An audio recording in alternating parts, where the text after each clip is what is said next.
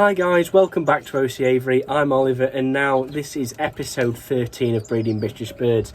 We've got quite a bit to cover today. We've got some arrivals in the nests from some birds that we haven't yet got some youngsters from, which is great. We've got a few curveballs thrown at us, which I'm going to talk to you about a little later on, especially in the Redpoll update. And we do have a few untimely departures that we're going to have to talk about as well that have happened over the past week, and a few surprises as well.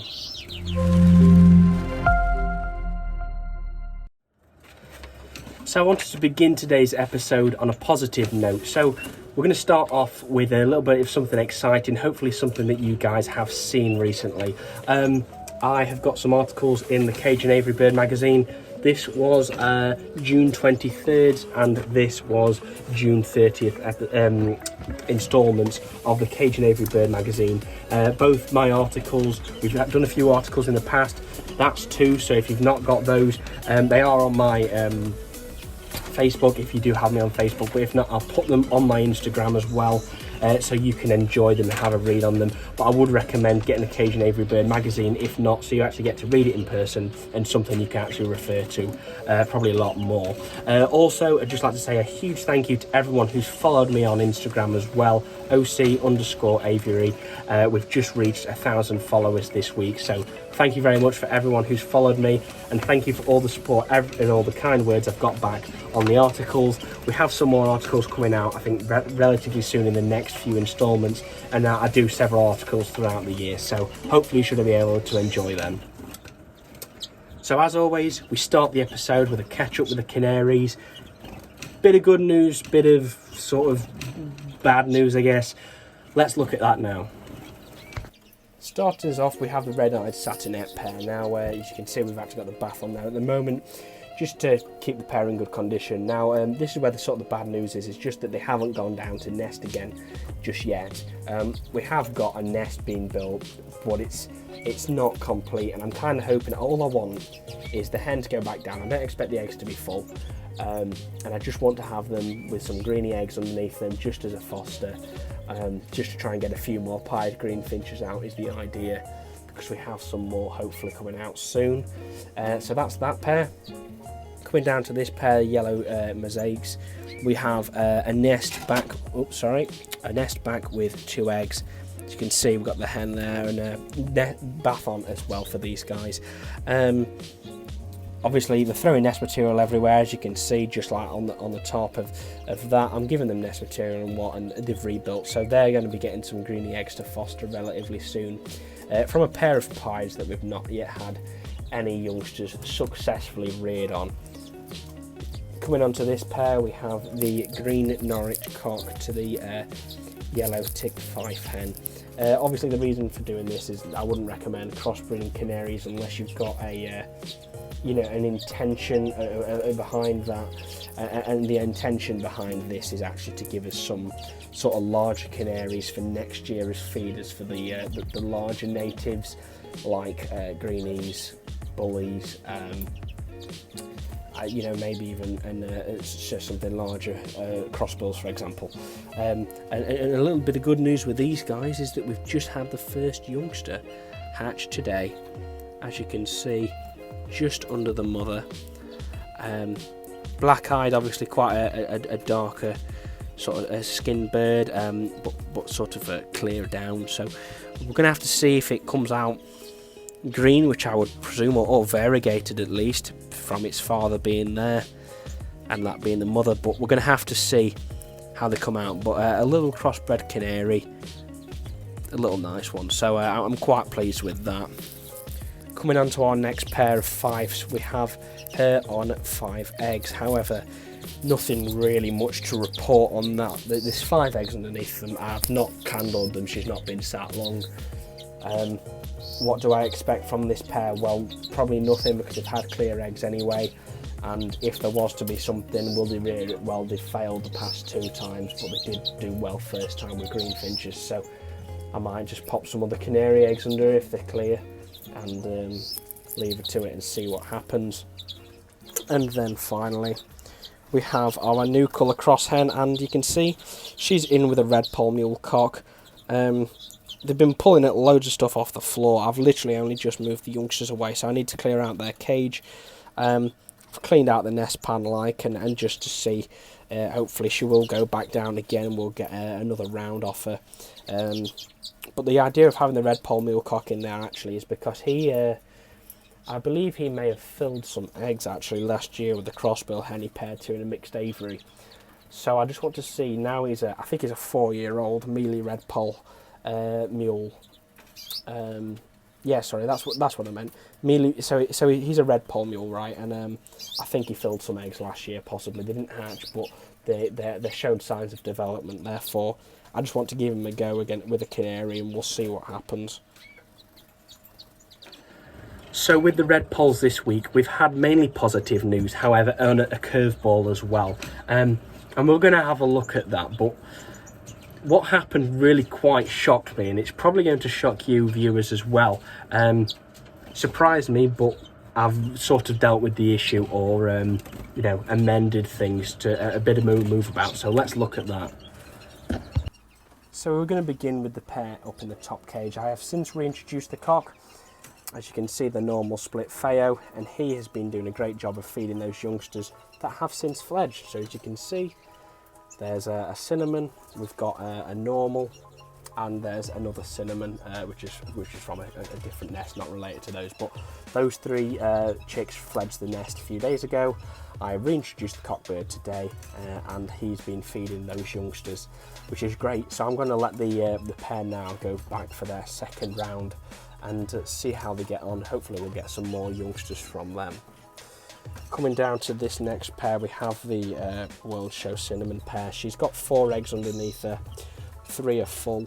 As we know, we've had some bad luck with her in the past, in that you know, one of her youngsters has been fostered in the cage above we've just looked at, and previously we've had 3 fostered by a different hen.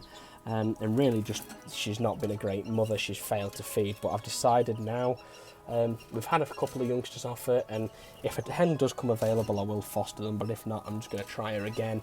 Maybe we'll remove the cockbird and see, and hopefully she will do the job and she'll feed those youngsters, which would be nice. Coming down to this pair, we have the Isabel cock with the cinnamon hen.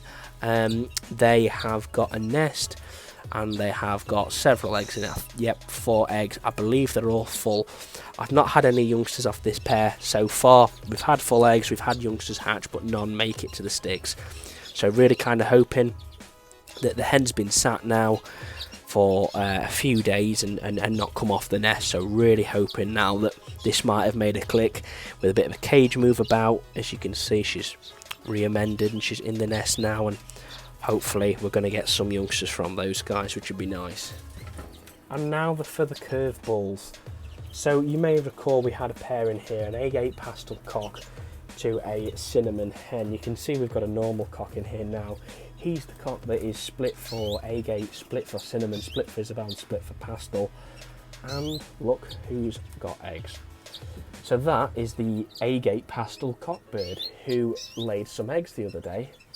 I am quite shocked because when you look at this bird, it was colour fed in the autumn. It's a young bird and has got red on its chest, and quite a bit of red actually, compared to how hens would usually take red. So there you are. That agate pastel is actually a hen. So is in with a normal cockbird who's split all the different sex-linked mutations, and they've been together a few days. She laid an egg the other day, 1 egg, and then that made me think, oh, this is actually, this is weird. Check the vent, it's definitely a hen, and then it's continued to lay eggs. So we've got a nest now with 3 eggs in there, and I'm kind of hoping that the cockbird has threaded her, and we might get some youngsters off this pair, and that'd be nice to actually get some youngsters that are all split pastel, considering we have a visual pastel bird in that pair. So that's one curveball. We're going to come down to this nest. We've got the cobalt hen with the normal, who's slightly pied cockbird, who's just up there talking to the other pair. They have rebuilt, however, no eggs just yet. I believe the hen, because she's a little bit of an older hen, she's just decided not to go down immediately, but she has rebuilt and really kind of finished that over the past day or so. So hopefully an egg soon. But they produced us some lovely youngsters, and they're a lovely pair anyway, especially that cockbird. A lovely little Redpoll cock, that bird. Nothing really to report on these guys. We've got a cobalt hen with a cobalt split Isabel cockbird. Nothing from those guys. I changed the nest sites obviously, and the hen's just a bit not in great condition, so I'm just kind of leaving her to it now. Following on with our curveball, we've got the cinnamon hen that was in here. She nested on the floor, had 4 eggs that were obviously clear because she was only in with the agate pastel that's now turned out to be a hen.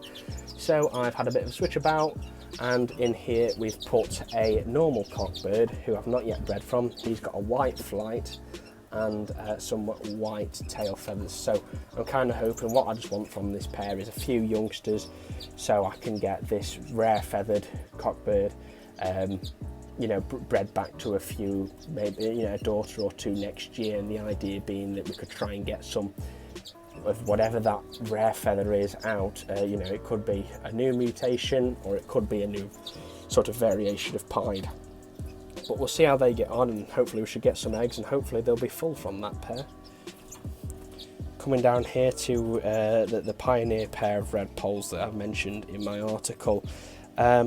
We've got the normal pastel cockbird here who's split brown pastel to a cobalt hen. They've got a few youngsters now. We saw last week they had several hatch. We've got 3 left. The reason being is they just didn't rear as many this round. So in here we have an agate who was fostered from another pair.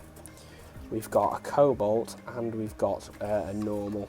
So it's nice to see those guys. We did have a brown pastel, but sadly lost that bird just days after hatching. So yeah, but those 3 are rung now. They're looking well. The parents are feeding well, so fingers crossed all goes well with those guys and that pair on their second round. And then we just have an empty cage here with no Redpolls in it. Now on from the Redpolls, we've got excitement with all 3 of the Greenfinch pairs. So last week we saw that we had some youngsters fledge from our best normal pair. Those 3 are doing great. They've started to pick up and feed themselves now, which is brilliant, lovely to see. And that takes us to 8 youngsters from that pair. And what's more is that hen is now going back down on her third round of the season. She's rebuilt, and I believe there was 3 eggs in there this morning when I checked.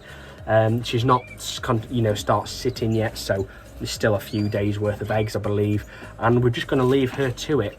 So then following on from that, we have our pied pairs, and good news from both of those pairs. Finally, we've got the first pair in cage 7. I gave them a new nest site which we looked at last week, which I got from Direct Bird Products. Thank you, Shane.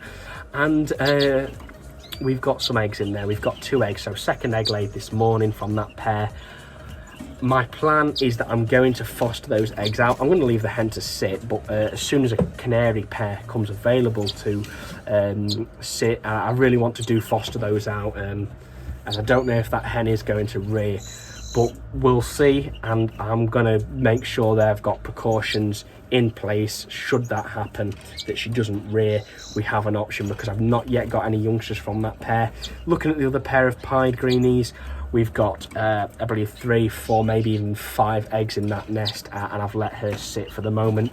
Same idea is that should a pair of canaries come available, which will be ideally the new colour pairs because they've reared and they're bigger, then I want to be getting them out as well, so we can get a few more pies before the season comes to an end. So now the heartache sort of starts. We've had quite a few just unfortunate events happen over the past week with several birds that we're going to come to over the next few minutes. So the first is the bullfinches. We had the normal and the pastel chick in the nest. Sadly, over the weekend, last weekend, the pastel chick died. I don't know why. I don't seem to be having much luck producing pastel bullfinches at the moment, to be honest. We had a few last year and they never made it to the sticks. We've had 2 this year and neither has made it past a few days old. I'm not sure what to do.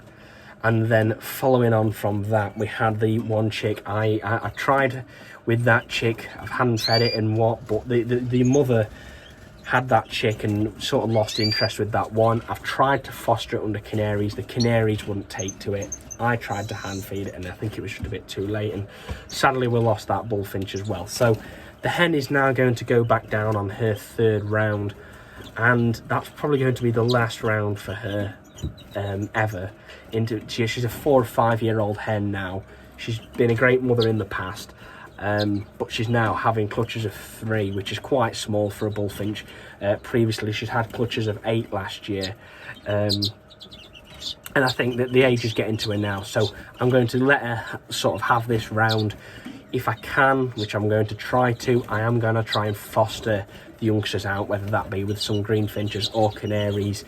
But if not, we're just going to have to leave her to it, and let's hope that she does feed those youngsters and rear them. And let's just hope we get some pastels from them, because it would be nice to, you know, as a final sort of round for her, which it probably will be, to be nice to get some pastels out of them. The goldfinches have not been much luck either. Neither of the hens are really even showing interest now in going back down.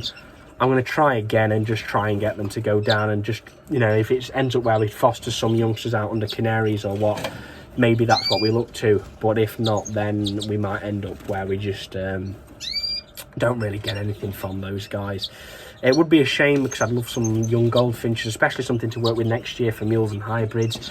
But if not, we do have the 2 cockbirds in with Norwich hens that we'll look at a little later on in this episode. So let's see what happens with those guys over the next few weeks, and try and bring them round into breeding condition again, and let's see if we can get something. So then our siskins. You saw last week that we had a bit of a disaster with the siskins, and we have now we had one youngster left who I was then hand rearing. Sadly, I think I probably got to that youngster too late, and it just never really fully recovered from being frozen cold to then being warmed back up and brought back round. Feeding it, it lasted a day. I kept feeding it and doing everything I could to keep it alive, and sadly it perished. So no siskins as of yet, but both pairs are sort of rebuilding and looking at going down again, both in the flight and in the cage. You know, it's getting later on in the season now, at the start of July, so I think really over the next month is when I'll be looking to set those last nests. You know, there's a few pairs of maybe Redpolls that will be going on into August. Canaries will probably be out by then. This is probably their last rounds. And siskins, I think they should have some time still. So I'm kind of hoping over the next month we'll be able to get both pairs down, and maybe get some young siskins, you know, to sort of finish off this year, which would be nice. But overall, not been great with the siskins, but it does happen in bird keeping, and we just kind of got to roll with it. So now let's have a look at the mules and hybrids, see how they're getting on. We've got some good news with those guys, so hopefully something nice to sort of end this episode with. So let's begin with our goldfinch mule pairs. We've got the goldfinch cock here, the native goldfinch cock you can see just behind the bath, and with the Norwich hen. She has since rebuilt and is on 3 eggs. She's only been sat 2 days, so not time to candle them yet, but fingers crossed those eggs are full, and that'd be lovely to see. Coming down to our pair from last week, we've got the Goldie cock with the yellow Norwich hen. As you can see, there's nothing in their nest, and the reason being for that is they had 3 eggs, 2 were full, one of them stopped developing, however the other one has been fostered out with that canary hen, so she's got a full goldfinch mule egg underneath her. So let's hope that egg's full from that pair, and the idea being is that by taking that egg out, it's going to mean that those eggs are hatching around the same time anyway, so she can rear that, and let's let this pair go for another round. And Norwich is not going to be a best feeder anyway, generally, so I think it's a safer option putting them under the fife, and we'll try and get another round out of this, guys, another round of full eggs. We'll remove the goldfinch cock, leave the hen to sit, and let's hope we'll get some more goldfinch mules from this pair, which would be amazing. Next up, we have the Siskin Redpoll hybrid pair. As you can see, the siskin cock is sat here. We've divided him off from the hen, who is now sat on a nest of 5.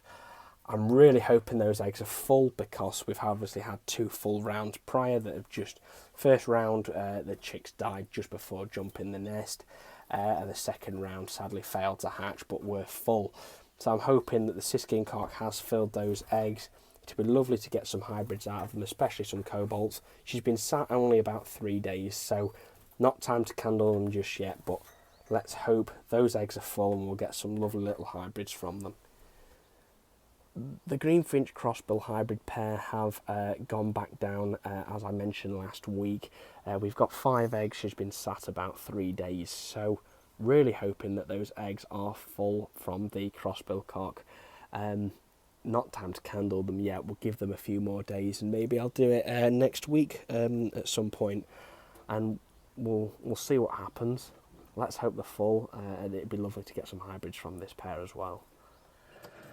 So that does bring us to the end of this week's episode. So I hope you've enjoyed it and found some useful tips. You've enjoyed seeing my birds and seeing how they've been getting on over the past week. Next week, we're going to take a look at all of the young birds in the flights, how they're getting on, with some of them now being in the molt, and a few different things that I do for the birds whilst they're in the molt, such as colour feeding and sort of supplements to give them. So we'll have a look at that next week. So that's episode 14 of Breeding British Birds, or it could be a shorter video earlier in the week. So let's have a look at that and we'll see how we get on. So thank you very much for watching. If you've enjoyed this episode, you'd like to see more, please smash that like button and hit subscribe down below, and I'll see you in the next one.